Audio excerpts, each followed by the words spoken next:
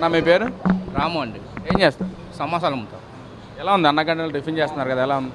బాగుంది. ఎంత తీసుకుంటారు? 5 రూపాయలు. బయట తినాలంటే ఎంత అవుతుంది? బయట 40 రూపాయలు అయిపోతుంది. క్వాలిటీ ఏమన్నా తగ్గుతుందా? బాగానే ఉంది, క్వాలిటీ బాగానే ఉంది. క్వాలిటీ అంతా బాగానే ఉంది. ఏంటన్నా మరి జగన్మోహన్ రెడ్డి గారు మావిగాని అమరావతి అంటున్నారు, మరి మీ ఓటు ఎవరికి? అమరావతిగా మావిగానికే? మాకు ఫస్ట్ నుంచి అదే అలా ఎవరైనా అంటే అలానంటే అలా ఎవరికి తాగేయటం మాదే ఉంది. అంటే అమరావతి మావిగాని అంటున్నారు కదా, అయితే అది మనకు తెలియదు. మేము ఫస్ట్ నుంచి టీడీపీ.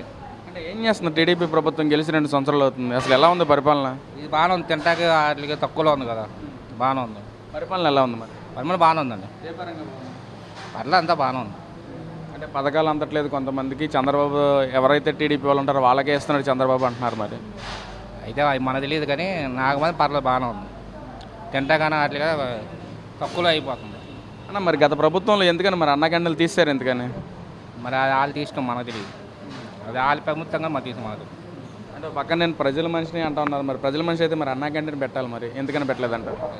వాళ్ళ ఇష్టం మందే ఉంది, మనం చెప్తే అంటారుగా, ఎవరి ఇష్టం వాళ్ళు మనం ఏం చేసేది. సార్ ఎవరు కొట్టేస్తారు మీరు? ఎవరికి పడితే ఎవరికి వెళ్తే వాళ్ళే. బ్రో మీ పేరు? సుబ్బారావు అన్న. ఏం చేస్తారు? స్టూడెంట్. ఓకే, ఎక్కడ, ఏ ఊరు ఏంటి? మంగళగిరి ఇందిరానగర్ అన్న. ఇందిరానగర్. ఓకే, మరి ఈ రోజున లోకేష్ గారు చెప్పినట్లుగా మీ పేరు మీద సొంత ఇంటికాలు, పేదవాడి సొంత ఇంటికాలు నెరవేర్చడం, ప్రతి వాడికి పట్టా ఇవ్వటం, ఎలా ఫీల్ అవుతున్నారు అసలు? చాలా హ్యాపీగా ఉందన్న. ఇచ్చిన హామీలు అన్ని నెరవేర్చుకుంటూ మంగళగిరి నియోజకవర్గ ప్రజల్లో 30 ఏళ్ళ తర్వాత మళ్ళీ టీడీపీ అధికారంలోకి వచ్చిన తర్వాత ఇచ్చినట్టు హామీలు నెరవేరుస్తున్నారన్న. ఇదే పార్టీ ఇంకొక 30 ఏళ్ళు మాకు ఇదే కావాలని మేము మంగళగిరిలో ప్రజలందరూ కోరుకుంటున్నామన్న. అంటే ఏమనుకున్నారు అసలు లోకేష్ గారు గెలిచిన తర్వాత అసలు ఏమేమి అభివృద్ధి పనులు చేస్తున్నారు, ఎలాంటి డెవలప్మెంట్ తీసుకొస్తున్నారు ఇక్కడ మంగళగిరిలో? అదనయ్య, మంగళగిరిలో తెలియని అనేది చాలామందికి తక్కువ. కానీ మంగళగిరి ప్రజలుగా మేము చెప్పేది ఏంటంటే అభివృద్ధి జరగట్లేదన్న వాళ్ళకి వ్యర్థం. ఒక్కసారి వచ్చి మంగళగిరి చూడండి, ఇదంతా చేసింది ఆయనే.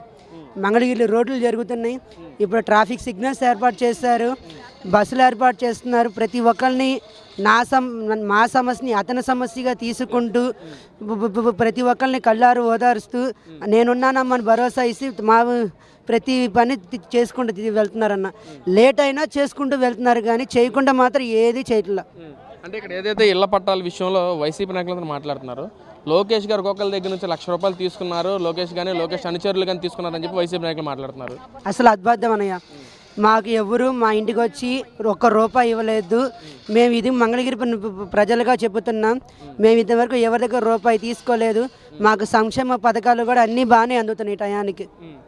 ఇలా కూడా మీ ఎమ్మెల్యే ఆళ్ళ రామకృష్ణారెడ్డి గారు కూడా వచ్చి మీకు నేను ఇళ్ల పట్టాలు ఇస్తాను, పట్టా మీ సొంత ఇంటికల్ని నేను నెరవేరుస్తానని చెప్పి కూడా హామీ ఇచ్చిన పరిస్థితి. ఏం బ్రదర్, అతనికి ఇప్పుడు జరుగుతున్న లోకేష్ గారికి వ్యత్యాసం ఎలా చూడొచ్చు అంటారు? అని మంగళగిరి ప్రజలు 10 ఏళ్ళు వైసీపీకి అధికారం ఇచ్చారు. వైసీపీలో జరిగినట్టుగానే ఉన్నాయి కానీ అవన్నీ ఇచ్చిన హామీలు నెరవేర్చలేకపోయారు. కానీ ఇప్పుడు టీడీపీ ప్రభుత్వం వచ్చిన తర్వాత ఫస్ట్ లోకేష్ గారు ఆళ్ళ రామకృష్ణారెడ్డి గారి మీద పోటీ చేసిన తర్వాత 5,000 మెజార్టీతో ఓడిపోయారు.